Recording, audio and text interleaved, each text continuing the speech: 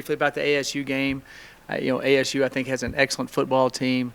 I think they're one of the most explosive offenses in the country and definitely in the Pac-12. I think in the South they've proven how explosive they are and what they can do. Defensively, I thought they did a lot of good things. They got some huge defensive linemen that are very, very good players that I thought our guys did a good job against for most of the night in different times. That game last year we weren't even in it at halftime. This year we were in it to the very bitter end, and we had one throw we wish we all had back. And it might have at 4:45 to go in the game. It's a 7-point game, should have been. And our kids battled hard, fought hard. We got to correct a few things here and there. Honestly, 2 plays go different either side of the ball, and it's a different football game. So I don't think anybody would have said that watching last year's game. So I feel like that we've improved. In no way is there a moral victory. In no way there was not a dry eye in our locker room. As far as, I guess there's a few dry eyes, but there was very disappointed young men and very heartbroken that we didn't get it done, and they believed they could win it. I think when a lot of other people didn't think we could win it, even as the game went along. So I'm very, very proud of what I'm seeing that way, and now we've got to go get some of those games. We've got to get the one this weekend, which will be a very, very tough game against the University of Hawaii. If you watch the Washington game, they definitely could have won it. There's no doubt about it.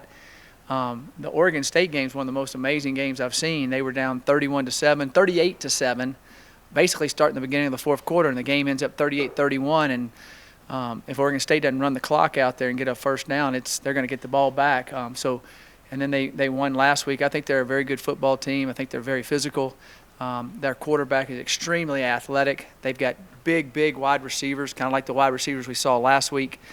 And defensively, they're very, very active and bring a lot of different type of blitzes and a lot of man coverage. They're going to be a strong test. One thing I've never seen before in college football, and I don't know if y'all have ever seen it before, their punter, Scott Harding, is also their punt returner. I don't know if you've ever seen that before. He's their punter and punt returner. And he's very good. He's from Australia. He can punt it left-footed, right-footed like Dara can. And he also plays receiver. So that's a very intriguing story to me to see that. So, yeah, he's a good enough athlete. But I don't think he's ever caught one back there. But he's definitely a good enough athlete to run and do some things. The catching part of it, I guess the guy was such a good punter that he could punt it so high he just catch it himself. That's how he learned how to do both. Pretty good athlete. So I'll take any questions at this time. Mike, last year the UCLA game kind of felt like the ASU game that maybe you guys were making some progress. You didn't follow it up very well.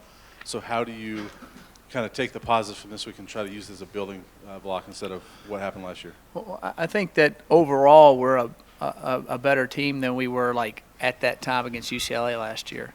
So I think that we'll keep it going. I think they understand how to practice, understand how to fit it, understand how to take the corrections the next day. Not just think, well, we can do that again. No, I've got to correct these. I've got to work on this. So I think our attention to detail is better by our overall team.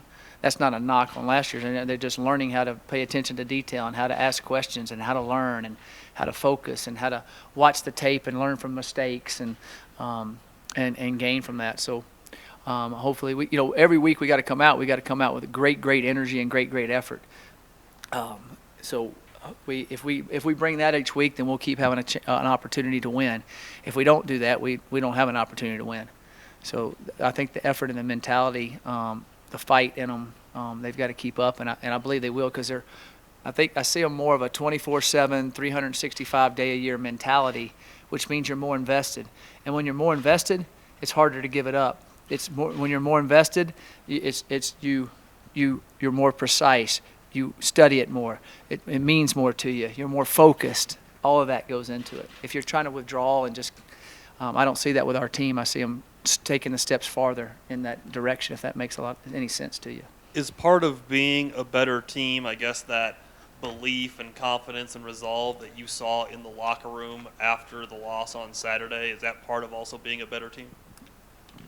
Yeah, I do think it is. I think that they I didn't see a look in their eyes that, hey, wow, we just played good. I saw a look in their eyes where disappointed they didn't win. There's a whole different look in that, to me, a whole different mindset.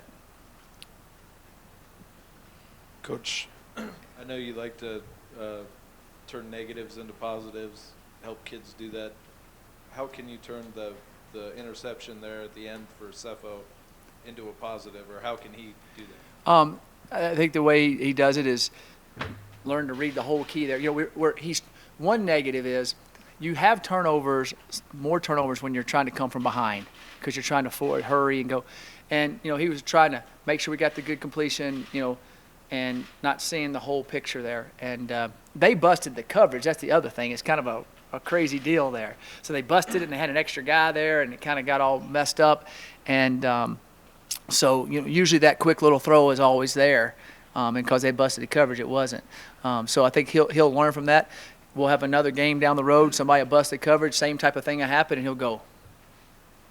You know, and it'll be a touchdown. I think that's all the experience that happens. You see it on Sundays in the NFL. Those guys that play more, they just able to do it more. And I think as he keeps getting more and more experience, he'll understand that. And I definitely, you know, he studied it. He understands what happened, and he'll bounce back from it. And we've got to do a better job of coaching him in those situations. If something looks so crazy, you know, you could throw it away there or whatever. But at all, that's the hard way to learn, but that's sometimes the way you have to learn. But I thought that his toughness, his ability, he made some really good plays. He did some really good things. You know, quarterback's a tough spot. You can play 75 good plays and play 2 bad ones, and everybody remembers the 2 bad ones, really. So I was encouraged by the way he kept fighting, the way he kept playing. I mean, they were bringing stuff from everywhere, and he was able to pick it up and do some things. So